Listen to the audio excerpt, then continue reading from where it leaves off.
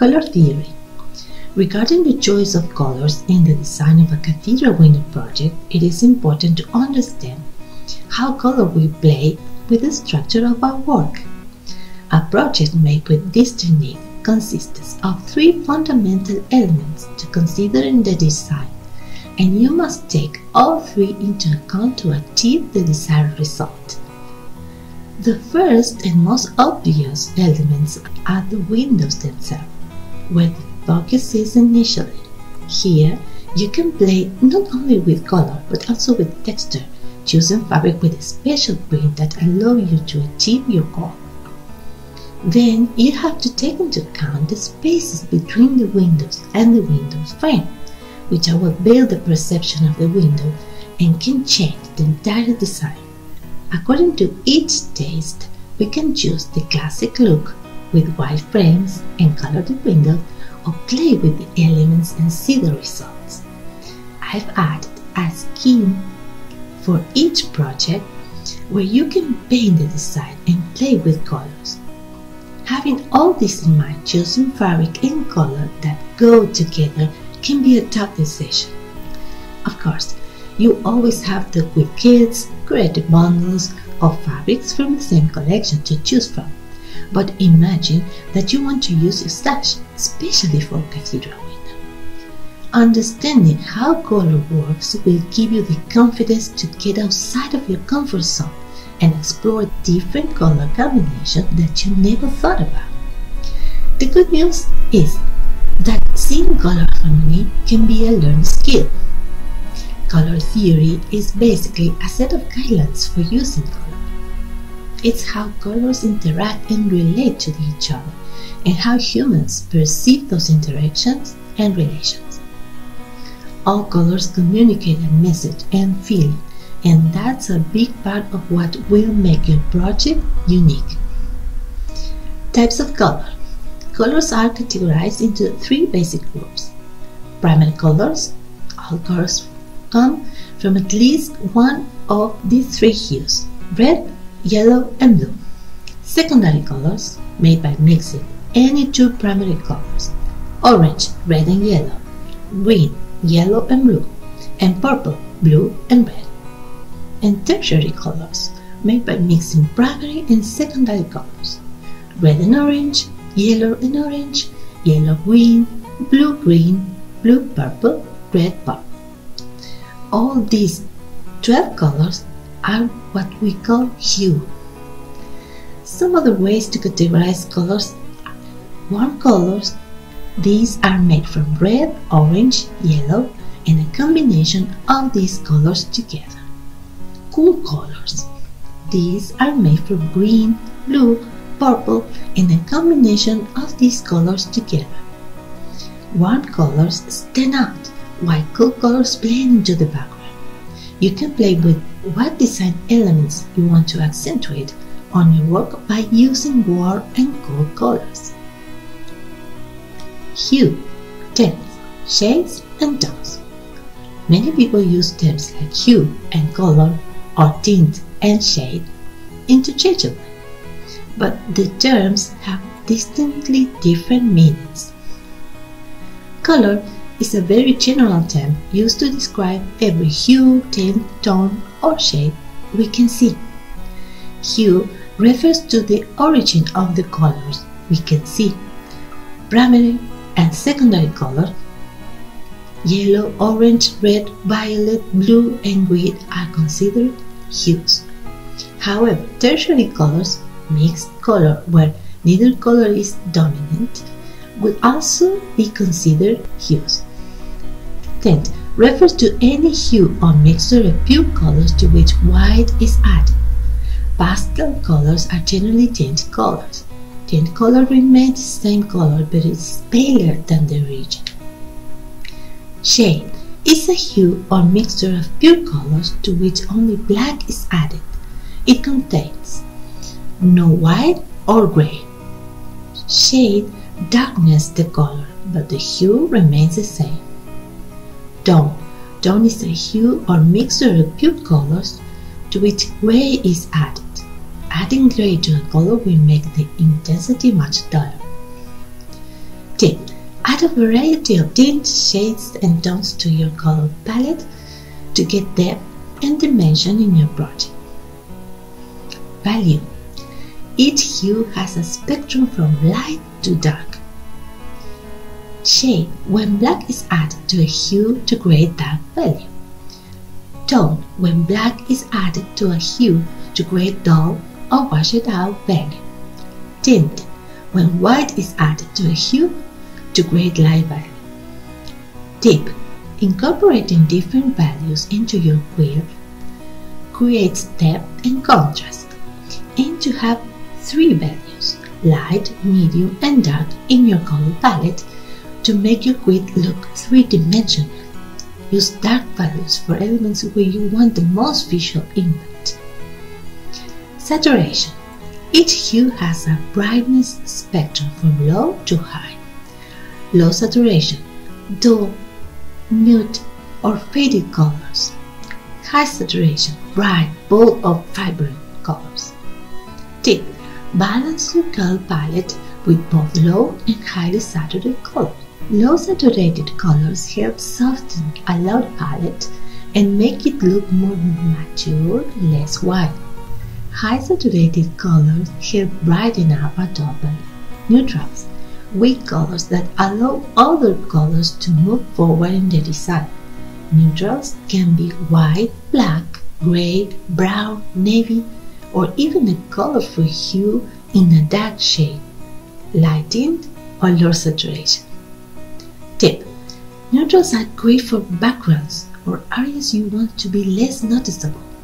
Keep in mind that depending on your color palette, bright whites and dark blacks can sometimes pop rather than give the eye a place to rest. Visual texture. The visual texture of the fabric is the size and style of the print of a fabric. To create interest, we can use this variety of textures provided by the different areas of color and value in the fabric. Large, medium, and small flowers, foliage-type prints, batiks, marbles, paisleys, geometrical, and never ends. But keep in mind what part of the cathedral window design you are going to use that print for. Choosing fabric for the base is not the same as choosing fabric for the window, and the same goes for the frames. Also consider the method you are going to use. If you're working with the traditional way, each base unit is made from a single fabric, so the window frame will all be the same. In the fold and sew method, you can vary the colors for all the pieces. To see if a design works for the windows, I find it helpful to cut the window shapes out of light cardboard and use these empty shapes for laying the cardboard over the fabric, so I can tell if the fabric pattern looks good according to the size and shape of the window, and if its value changes when surrounded by the white of the window frame.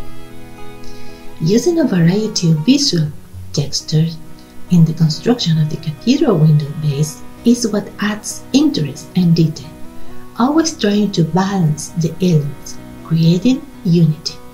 Tone-on-tone fabrics often feature 2 or more values of the same color with a subtle yet effective visual texture. They can look like solids from a distance, adding interest without distraction. Multicolored prints for the base of the cathedral window compete with the complexity of the design.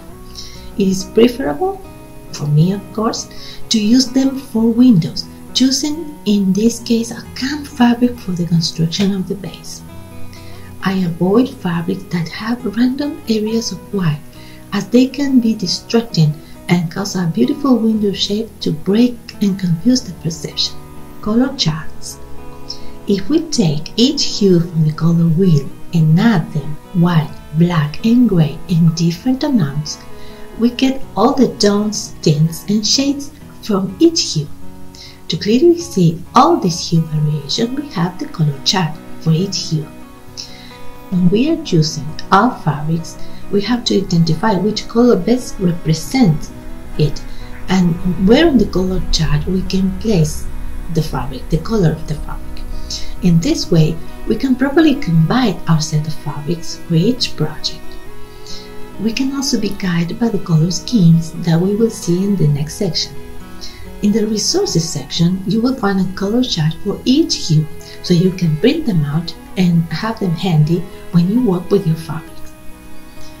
Color schemes. Color schemes are logical combinations of colors on the color wheel. The purpose of a color scheme is to create an aesthetic feeling of style and appeal. Basic color schemes. Monochromatic. A color palette made from one color in varying values, light to dark. Monochromatic colors work well together to create soothing effects.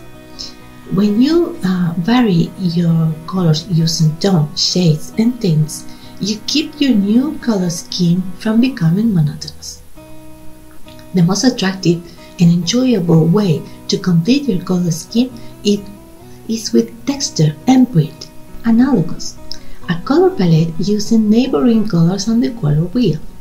These colors usually blend well with one another and are generally pleasing to the eye.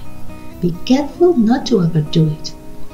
Look to nature to inspire your palette and understand that smaller touches of this color scheme with neutrals as a base can go a long way. Selecting shades of the colors that are more nude can be a successful way to pull off a design with analogous colors. Triadic, a color palette using 3 colors that are evenly spaced around the color wheel. A traditional balanced triadic color scheme focuses on one dominant color with the other 2 evenly spaced colors, both serving as accents. Triadic colors stand out from one another and make for a vibrant, lively color palette, regardless of which particular color I used. Complementary, a color palette using colors that are opposite to one another on the color wheel. Complementary colors provide high contrast and stand out when used together. A pair of complementary colors is made up of one cool color and one warm color. This helps create what is known as simultaneous contrast, the highest contrast available on the color wheel. Both colors will appear brighter and grab your attention. Split complementary, a color palette using one color with its complementary color plus 1 or 2 colors adjacent to its complementary. The benefit of the split complementary color scheme is that it has more combination than simple complementary color scheme. This variety, however, also makes split complementary color scheme less vibrant and eye-catching. Double split complementary, a color palette using 2 pairs of complementary colors that form an X on the color wheel. Tetradic colors tend to be quite vibrant and can even be discordant if used in equal amounts. To avoid this, when using this type of color scheme, choose one dominant color and use the other 3 to accent, including neutrals to your design, like white in the example. And it's an easy way to subdue the effect of this bold combination. Square uses 4 colors spaced evenly around the color wheel. Square color scheme work best if you choose one color to be dominant. Because there's a lot of contrast built into the hue choices, even a desaturated or pastel palette gives a lively, eye-catching result. This can be great to evoke a sense of fun, playfulness, and vibrancy. Be careful about the balance of warm and cool tones. Tip: be sure to add light, medium, and dark colors to your color palette to add balance and interest to your design. Tips for color design. If your block or wheel looks dull or flat and uninteresting, add a bright value, high intensity of one of the colors in small amounts. Remember that if you have a large fabric to start in your wheel, You will need to surround it with colored fabrics that serve as support to appreciate the style. Equal amounts of all its color can create confusion. I usually have a dominant color, then a secondary color, and then an accent color used in small amounts. A good color ratio will help create balance and order. Making a balance also between new shapes and colors when we are used to seeing a shape and a variation in color helps to create surprise and emotion. But when it is the form that is being renewed, it's better to soften the choice of colors so that the form is the protagonist. Practice with your stash. Take 3 fabrics from your stash and work on matching them by varying colors, values, saturation levels, and neutrals until you have a balanced color palette that you like. Use pictures from inspiration. Pictures are a great way to inspire color palettes. You can create a Pinterest board with color palettes and photos that inspire you. Take a walk and watch the surroundings looking for colors that catch your eye. The secret is the practice. Start with color theory and look at the examples we have studied. Once you understand the rules, you can rely on your intuition to do the rest.